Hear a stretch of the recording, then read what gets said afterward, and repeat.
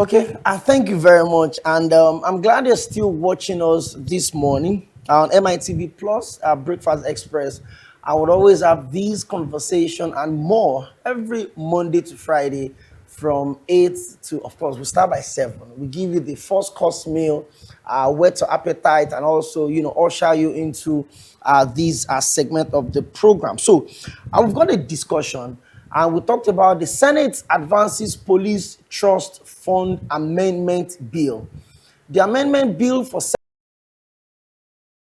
second reading, paving the way for major reforms in police funding and operations across the country. Sponsored by the Senate leader, Senator Femi Bamidele, the proposed legislation seeks to repeal the 2019 Act and establish a stronger framework to support the Nigerian police force through improved financing, equipment, and infrastructures.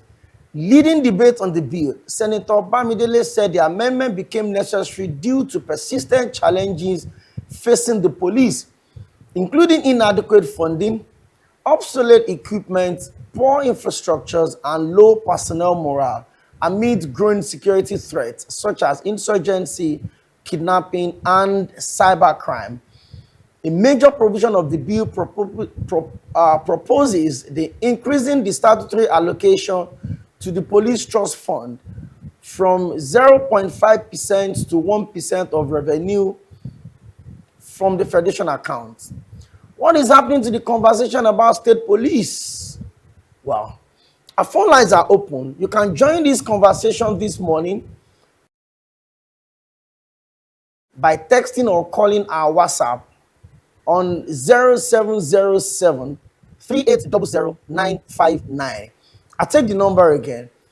0707 3800959.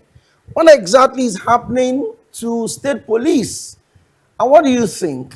Are you comfortable in the fact that, or are you sure that if this reform is brought up, there will be improvement in how the operations of the police is in this country? I'm sure a lot of us watching this morning have seen the video of the police officer that shot a suspect in Delta State.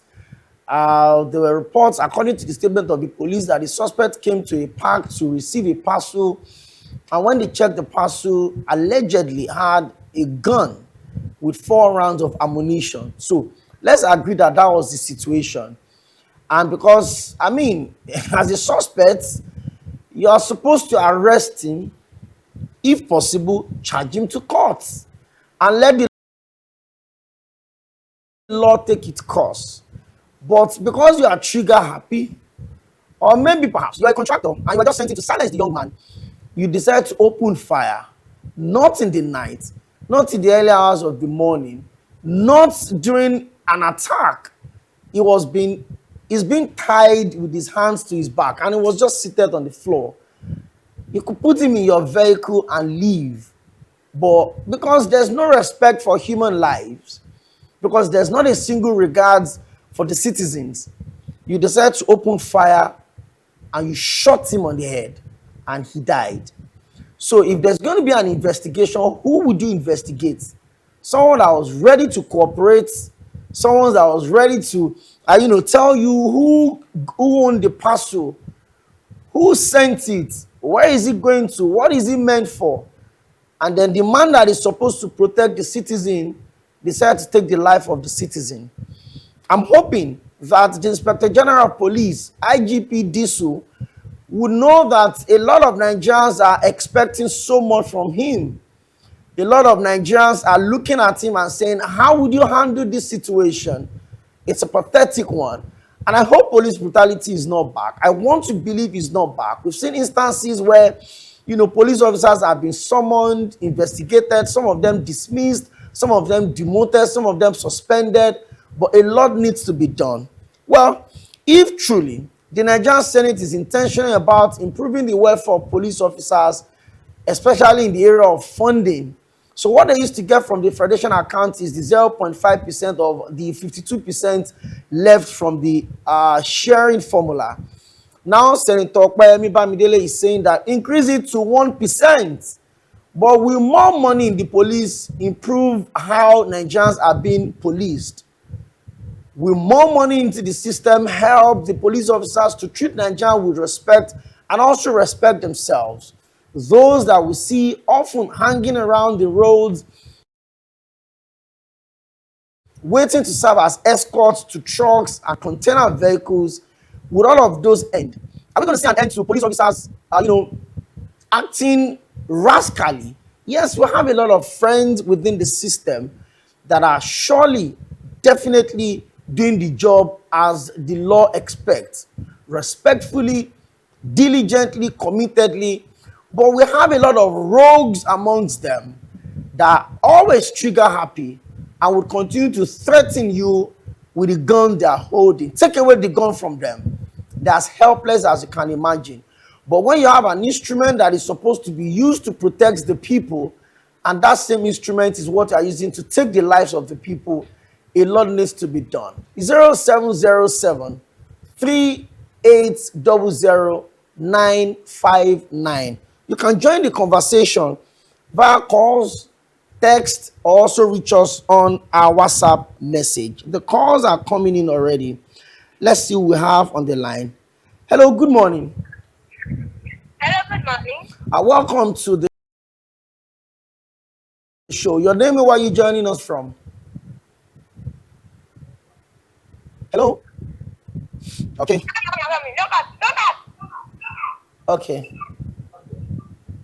We're still waiting.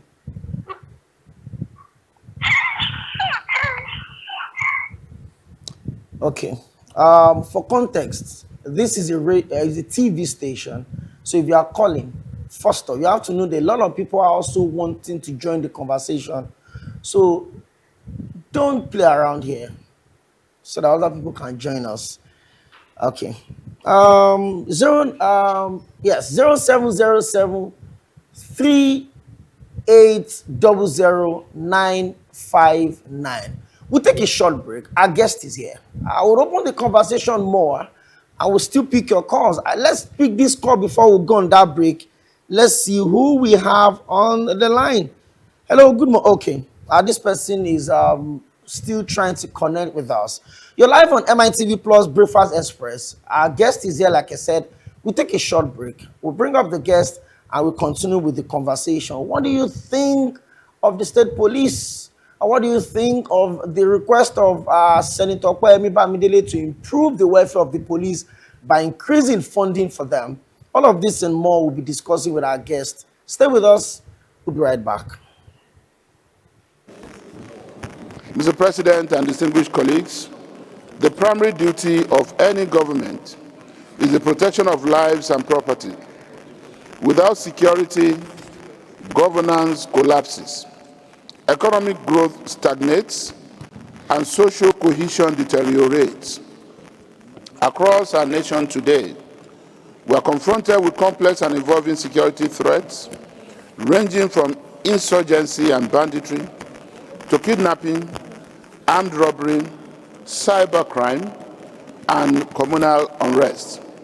These challenges have placed enormous pressure on the Nigerian police force, which remains the frontline institution for internal security. However, distinguished colleagues, it is evident that the police force is constrained by inadequate funding, obsolete equipment, poor infrastructure, insufficient training, and welfare challenges affecting morale. As a result, this bill, therefore, is a deliberate legislative intervention to address these systemic deficiencies in a sustainable and structured manner.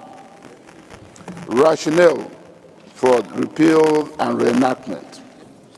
Mr. President, you will recall that one of the problems associated with policing in Nigeria is the fact of lack of adequate funding, which in the first place necessitated the passage of this Police Trust Fund. Mr. President, I think that the time has come that we must frontally confront the problem of inadequate funding of our security agencies, especially the police. Mr. President, when you look at number 4 on the submission of the Senate leader, 1% of total revenue accruing to the federation account. That's really huge. In addition, allocated development levies under relevant tax laws, which you had passed recently. These are statutory allocations. However, what should be paramount in our mind is grants and intervention from federal and state local governments. More often than not, that has not been disclosed. Donations and international support from bilateral and multilateral partners, we know these things, but it has never been disclosed. Private sector contributions and endowments, we also acknowledge that, but it has never been disclosed. And I'm speaking because, as a member of this committee and a former chairman of the House of Representatives Police Committee, these last 3 allocations, last 3 items I saw mentioned, it becomes almost impossible to have the Nigerian police open up to this. And therefore, when you are budgeting for the Nigerian police, you'll not be able to get the right comprehension as what goes into the nitty-gritty. That what we are doing now is not in any way in breach of the Constitution of the Federal Republic of Nigeria, which is the grand rule. I want to crave your indulgence and refer you to Section 80, subsection 2 of the Constitution of the Federal Republic of Nigeria. Exactly. Subject to your indulgence, I will read, because that provision is very clear. Please read. Please read. No monies shall be withdrawn from the Consolidated Revenue Fund of the Federation except to meet the expenditure that is charged upon the fund by this Constitution, or where the issue of those monies has been authorized by an Appropriation Act, Supplementary Act, or an act. Section 81 of the Nigerian Constitution says, you said any act, the Section 80 says, any act passed in line with Section 81 of the Constitution. Now, listen to Section 81. Section 81 says, the President shall cause to be prepared and laid before each House of the National Assembly at any time in each financial year estimates of the revenues and expenditure of the Federation for the next following financial year. We are not considering the estimates of the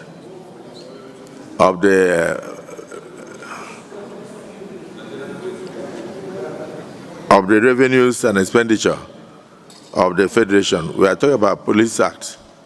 Are you hearing me? So if we need to include Police Act and then pass the new finance allocation formula, the Police Act will be there. And when we pass that, that now comes in consonance with the Constitution. So is there anybody who is opposed to this bill going for second reading so that we can brush it up? Those in support that it goes for second reading say aye. Aye. Those against say nay. The ayes have it. So we were just talking grammar.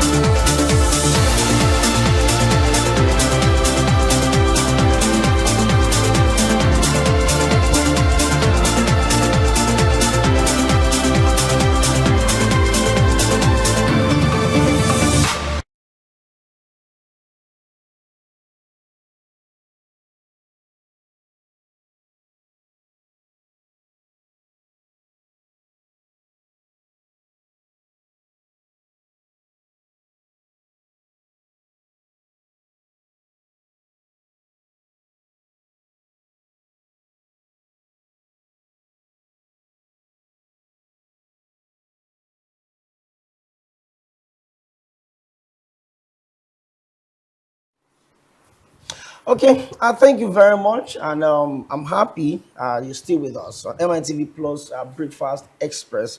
My guest joined us just a couple of minutes ago, and he's Barrister Olayinka Daniels, and together we're going to be looking at some of the issues that we've raised on the show today. Before we went on that break, we talked about the discussion around Senator Opeyemi Bamidele demanding for more funding for the police, asking the federal government to improve the 0.5% statutory allocation from FAC to 1%. We're going to be looking at some of these issues today. Beyond changing the Inspector General of Police, beyond changing the color of the uniform, beyond ordering them to leave all the legal checkpoints that we have, beyond demanding police reforms, how much change could this also bring? Barrister Olayinka Daniels, good to have you join us on the show today. Good morning. Thank you And for it's a having pleasure me. to have you join us. I'm sure that the rain didn't disturb you so much last not night. at all. They always say that when it rains in Lagos, you have to check your neighbors. Sure. Okay. So you're welcome to the show. I'm sure the conversation around, police reforms, changes within the police, in terms of funding, in terms of equipment, infrastructures. I'm sure you're not new to this conversation. Senator Opeyemi Bamidele is now asking the Senate to raise the bar from the statutory 0.5% federal allocation to 1%. To start with, is the problem of Nigerian police funding, or it just requires a general overhaul within the system? Well, good morning, viewers. To start with, first off, police issue is not just funding alone. Funding is key, but I won't just say it's funding alone. We need a general overhauling. Some of us have been clamoring and asking for police reform. And now, when we say police reform, it's not just about, the fund. It's not just about the change of uniform. It's not just about the IG coming to say, remove all the roadblocks, the checkpoint, then maybe under 1 month, we're back to status quo. So all that are issues we need to look at critically. But before I go into the general overhauling, let's talk about the fund. As we speak, if you probably have friends among the police, or somehow you know some of them, you will know that the welfare of police in this country It's terrible. It is zero. In fact, minus zero, if I can use that word. It is terrible. Now, it has now gone so bad that they now use the bad things have now become norms. Okay? I'll bust your bubble, which I think you know about, that even some police officers kit themselves. Sure. Same thing applies to the To the soldiers. soldiers. So they kit themselves. Now, let me also tell you this. A divisional police station, you find out that there's supposed to be an allocation for that division to take care of. But the truth is, there is nothing. Even maybe what they are giving them is zero. So now the police will have to fund. I've been to different divisions, even to the headquarters, even to some areas, commands, and I see that sometimes you see that this department, they are the one that have contributed money to buy generator. This department, they are the one that have contributed to buy. That's why you enter some offices, you see AC. Then you are wondering, this one, there's no AC. And because those ones contributed money to buy this. Thank you. So it's so bad. That is why you will see them on the road. When people see police, they say, they are collecting money, they are collecting this, they are collecting that. Because the truth is, they need to fund the division. That is the reason why you will call police when there is an incident or an issue, and they tell you there is no fuel. And really, they are not lying. That is the truth. Because there is no fund. And now, when we talk about no fund for them, that is even about operation now. We've not talked about the welfare of those people. Thank God for Lagos State on the trust fund. How many states have such? How many states do actually put into consideration the insurance, the life insurance of the officers? So there's so much going on. And that is why when I look at these people, sometimes I feel pity for them. I feel sorry for them. And in my little way, I do what I can do, because sometimes people don't understand what they go through. These people are, yes, some people say, well, I don't care. They signed for the job. They are under the sun. They're doing this job. And yet there is no welfare for them. Nobody to take care of those people. So when asking for, and don't forget, when they put up their budget, you see that they allocate this. In fact, if you hear what they even allocate for food, That's what I'm feeding, going to. and spoon, and cutleries, and all that, and you wonder why our police will be getting nothing or peanuts, and you want the police to function well, properly. to function properly. So I think we really need to visit them. We really need to look at this. You see, the people at the National Assembly, they're not just there for their pocket, but fortunately, that is not the system here. Most of our politicians is about me, myself, and I. So nobody cares about, it's about what, if you look at it now, it is very easy for the National Assembly to say, okay, we are increasing our budget. Oh, this is cannot do. The next thing you hear, allocations, vehicles, and allowances, and also, they put all that in their budget. Some they even pad it. But the one that concerns the people, because some of them, they know how much they even drop for those elections to contest for it. So if you have that, I want to believe that, oh, you have money to do that. But then when they get there, they want to recoup all those money. It's an investment. That is, for them, it's an investment. So they are not for the people. Because if you are for the people, you will understand that the police welfare, the police fund needs urgent revamp. So you should call, and in fact, not even 1%. I expect more than what they are even asking for. Because really, as we are not anywhere when it comes to our office. Our office, okay, look at it. The recent one, when the police are protesting, they retired and whatever. Officers. Because, you see, this is what they are, and they are saying that other agencies, other military parastatals, other military and all that, they've taken them out of this. But so what is happening to us? Why are you keeping the police there? Keeping the police there. So these are issues that need, you see, they don't need to protest before you do it. If these people consider the welfare of these people, if these people understand that, come, this is our safe line, because in all, these are the people. I mean, locally, these are the people you approach first. If you have an issue and you run to a policeman and he cannot help you, can you really blame him? Okay, let me tell you, some of these bandits we talk about, some of these terrorists we talk about, some of these people we talk about, the ammunitions they use, the police cannot stand them. They will run. I experienced something, so, it's been a while, but it was at Maryland Junction. Some people took a car, armed robbers. They hijacked some, they stopped, they took a car. The police were at that junction. That Maryland, they were there. They were trying to cock and to shoot nothing could happen.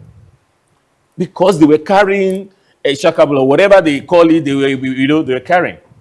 And those ones came with, in fact, the way they were spraying, they come with sophisticated weapons. So same here. And that is what has also been happening to our military.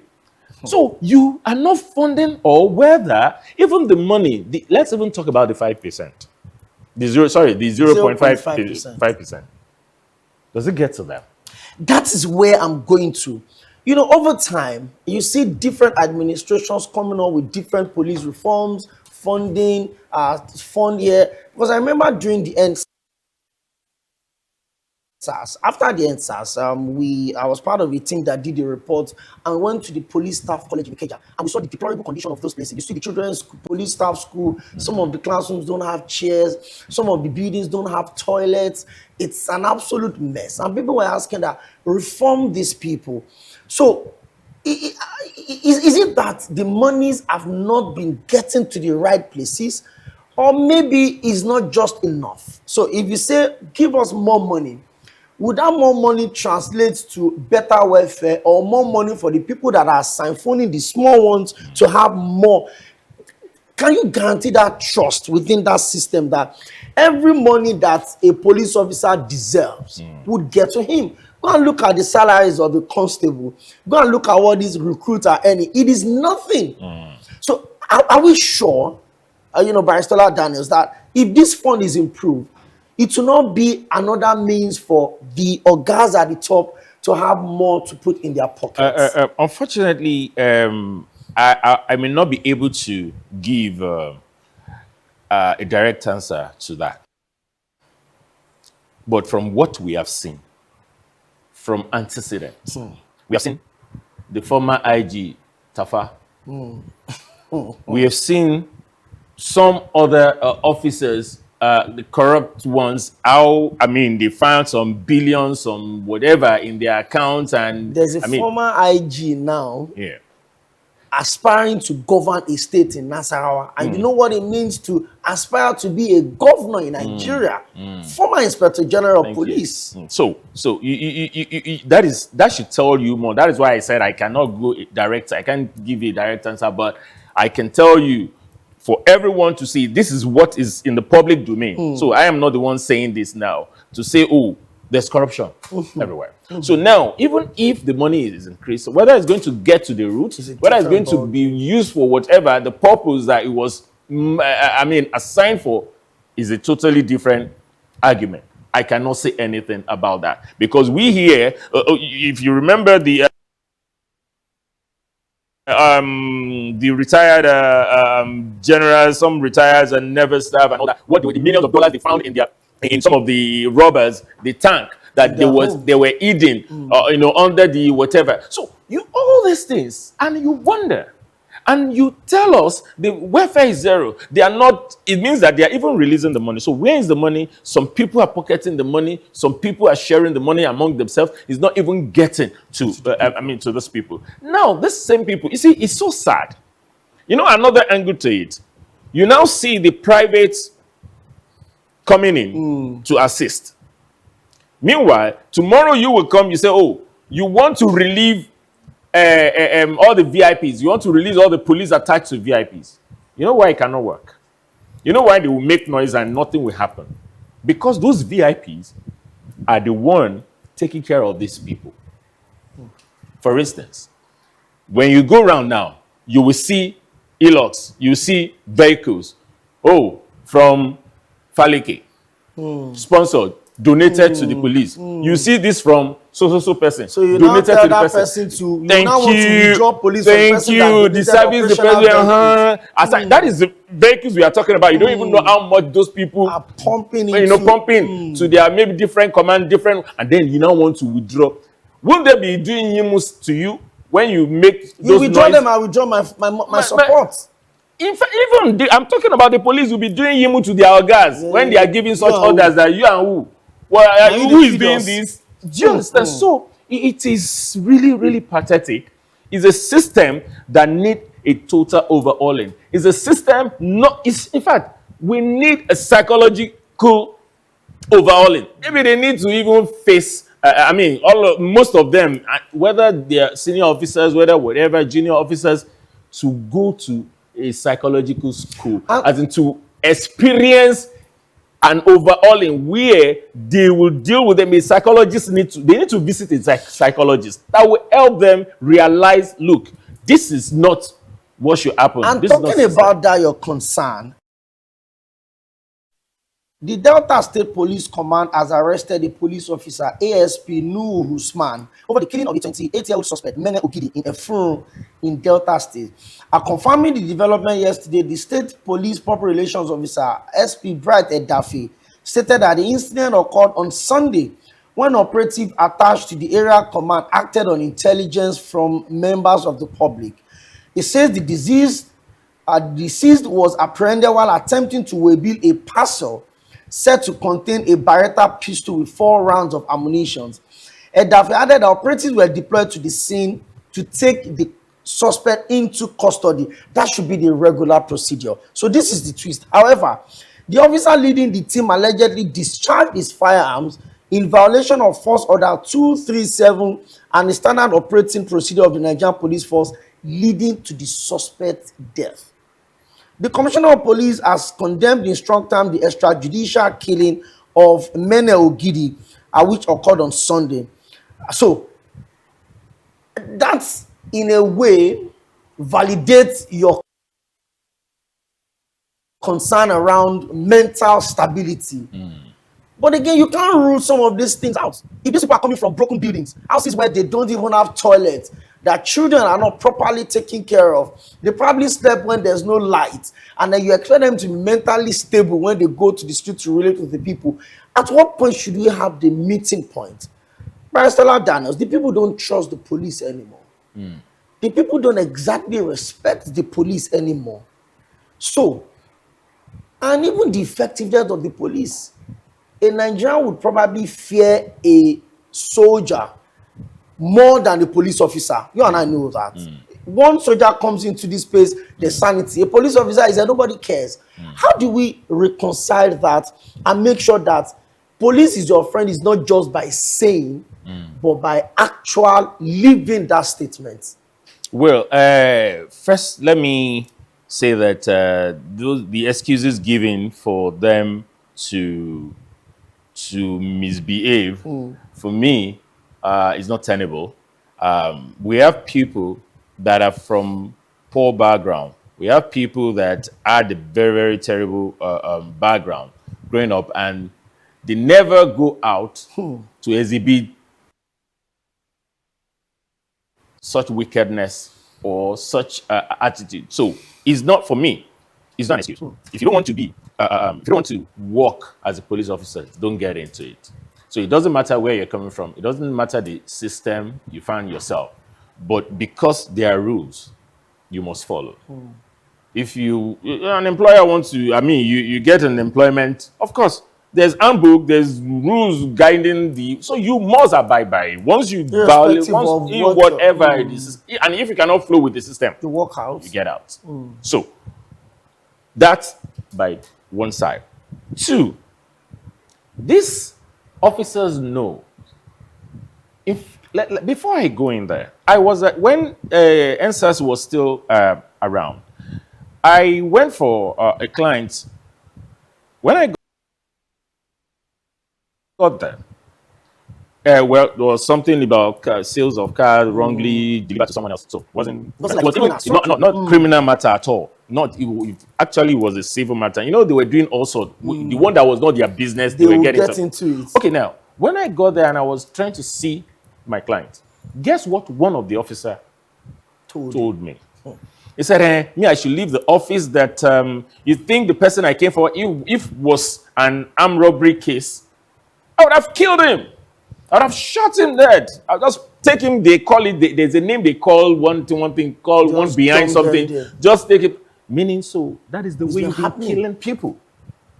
So these are the police officers saying that to me before I now disclose my identity. To me, at that time, he didn't know I didn't disclose who I was, but came to see. By that time, maybe some other officers like him, they were now cautioning him that yes, that.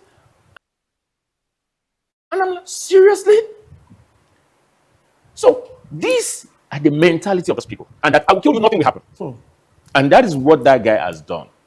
In fact, when you have some of them that are cultists, you see, that is why I have issues with some of these ideas of federal government saying that some of these terrorists, integrated into the society and all that. Look, this thing is there. If you have not done the proper thing to work on their psyche, their mental, whatever, these people will go back and they will be worse. It's like someone that got into the prison and spent 5 years in prison, and what he wasn't doing before he got into the prison, he started doing when he worse than what it was. So these are the challenges we have. Some of these people that are not supposed to be police officers find themselves in there. So and don't forget that uniform or that office. Oh yeah, police, give them rooms to do whatever. In fact, you're a wicked person already. You now have access to. Thank you. So now, like you said, you've gone the route you're supposed to go. Apprehend someone. Okay, he has committed an offense. Whatever. Let's even court decide. It's not even your place to decide. Your own is to investigate. You have apprehended the person, you've arrested the person, investigate and all that. But now, from what I gather, this person has been tied. Then you now went ahead. And you shot him. Point blank. Ow.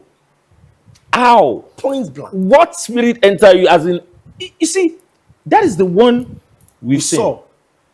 Several ones happen that we don't know about them. So this is sad, and I cannot then use the excuse of where it's coming from to justify.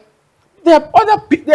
Look, among some of these policemen we are talking about, they are fine policemen, fine ones that even when you know this one is not, he's not bellyful, he's not as but doing his job. Discipline, doing his job accordingly. We meet them. They are fine policemen, but these bad ones are the ones that give the police a bad name. So I don't see any reason why you will shoot someone that is not armed, someone that is not facing. Even when someone is armed and the moment his hands are like this and is backing you, you have no right to shoot him. You have no right to shoot him. Just apprehend him, arrest him, and let due process be followed. But these are the extrajudicial killings that we talk about, all these things that now they are starting another, I don't want to call it NSAS saga, because this is how it started. With the NSAS. They started this whole mess, and the youth started clamoring for, and now, I think that even started in Delta, if I remember, before it even came to Lagos and another part. But now we are here, and the same thing is happening, and we don't want to experience. You see, the country is in a situation where we need all hands on deck. It's a situation where a lot need to be fixed, where we are managing ourselves, where we're trying to trigger. People are angry, people are boiling, people are not happy, people are suffering, people are hungry, and you don't want to get the anger of an hungry man. And we can't afford things like this. So their organs need to, in fact, this need to be a scapegoat, so that others will see this and they will know. It's not just about stripping him of whatever what they've been doing, that, yes, they strip you of being a police officer, then you go home. No, this guy should be prosecuted. He did that not because he's working as a police officer. So when he's prosecuted and they see the outcome, if he has to go to prison, let him go to prison. If he has to be hanged, let him be hanged. So that people will know that, look, you can't do it. This is in fact, is a time bomb for the nation, the whole nation, this singular act of his. So they must let them understand that, look, whatever you do, you must be accountable. Whatever you do can cause menace in the country. It can bring down an action of one person can bring down the whole country, set it on fire, and we can't afford that. We have gone through a lot in this country. And we are still going through so much, and we are trying to even see how to salvage and stand, and we are having things like this. No, it should not be heard of. Well, I'm sure a lot of people want to also join this conversation. You're live on MITV Plus Breakfast Express, and I have Barrister Ola Daniels with us in the studio. We're looking at the call by Senator Okpeyemi Bamidele for an improvement in police welfare. I know demanding that the 2019 Police Act be dropped and an amended should be done. It has gone through the second reading. He's also demanding for an improvement from the 0.5% to 1% from the FAC monthly allocated to the Nigerian police. But on the other side, Barrister Ola Daniels and I are also looking at, when do we place this? How do we restore trust between the police and the people? But let's quickly touch this other story, boy. You can join us via call or text on 0707 380 0959. I'll take the number again, 0707 380 0959. Before we leave this one, in a few minutes, what do you think of the state police conversation? It's been lingering for almost forever. When the new Inspector General of Police came in, there were reports that he dropped recommendation of a 60-month transition space. Where do you think states owning the command structure of police would improve our security challenges, Barrister Daniels? Well, it will improve it provided we can fund it. Because as we speak, like I mentioned Lagos and maybe a few other states, a lot of states cannot even pay the bills of the civil servants. They can't pay salaries. So everybody, they live on the federal government, federation account and all that. So you can see, now, funding is another issue. But if we take funding out, which is key, we can take it out, but then let's come to state policing. Now, in those days, that was what was happening.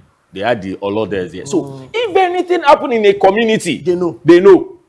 Ile Tani, Omo Tani.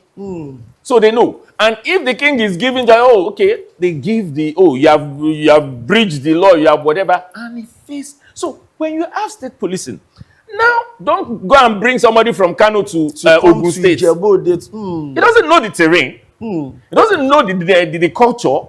He doesn't know the native, the tradition, and all the things that happen there. So you need people from that community to be the one. So they can even say, okay, when you have this, because security is not a job of police alone.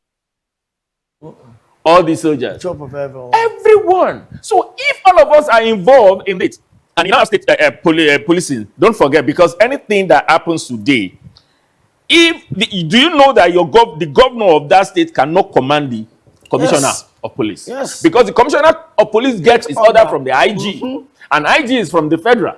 So no matter what you do, you still there's limitation to whatever you can do as policing in your state. So, but when we have it, when the governor can talk to the commissioner of the state and he's not waiting for directive from IG, that is what happened in the state society. Check the American, check. That is what happens there. They have their state police. So if we have that to the inner part of each state, they know.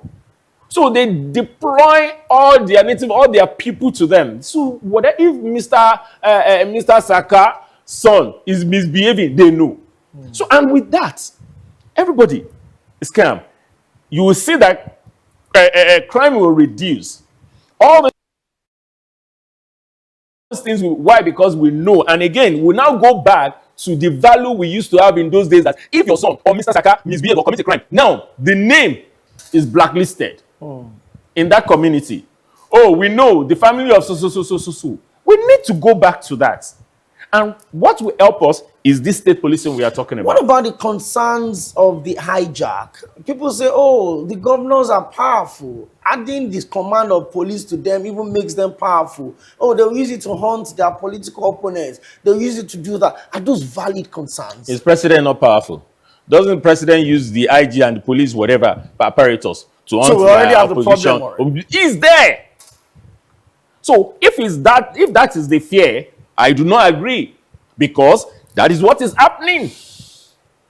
It is for them now to see how the legislature can come and say, okay, let us look at the laws and see how it is not sacrosanct for governor to just make directive. But unfortunately, we have not even done that at the federal level. So let's see the legislation that will guide this. We need to look at it. So, okay, let's look at the law so that nobody is afraid that, once I don't like Mr. Governor, he'll come after me. Or when Mr. Governor doesn't like me, then he goes for me. So we need to take care of that fear. Once that's taken care of, because it's happening already. So that shouldn't be the basis of saying, in fact, let's even look at the advantages and the disadvantages. Maybe that is just one of it. But the advantages are thousands. So which one do you go for? Because you're afraid that Mr. Governor will be so powerful, and you don't want to, But when you now weigh your options, look, this will do more of good. I feel safe. Let the governor hijack whatever he wants to hijack. It will do more of good than bad. So I think, for me, we'll be clamoring for it, and we will not stop asking for state policing. And thank God that they are embracing it, and we hope that very soon they will consider this and we'll move on. We're really pressed for time. And of course, we've looked at issues of our Senate advancing in the Police Trust Fund Amendment Bill. That was a major concern that was, that's been raised by a lot of people. But my guest just said it this morning that, listen, when we weigh our options, the concern of maybe the governors hijacking the police structure in their states does not hold enough for us not to have state police. And I understand his thoughts that people can now own their police. You can hold people to account. Oh, if you were born in Ikorodu and you're a police officer and they post you to Ikorodu, you will not open your eyes and allow criminals to attack your family. And they know that, oh, this person is this person. And I think it's a conversation that would continue. But of course, we're pressed for time. We need to leave today. Thank you so much for everyone that joined Barrister Olayinka Lawal-Daniels. Thank you for we had to just bring in on a short notice, and thank you for finding time to be with us on the show today. Well, you also have to understand that everything we do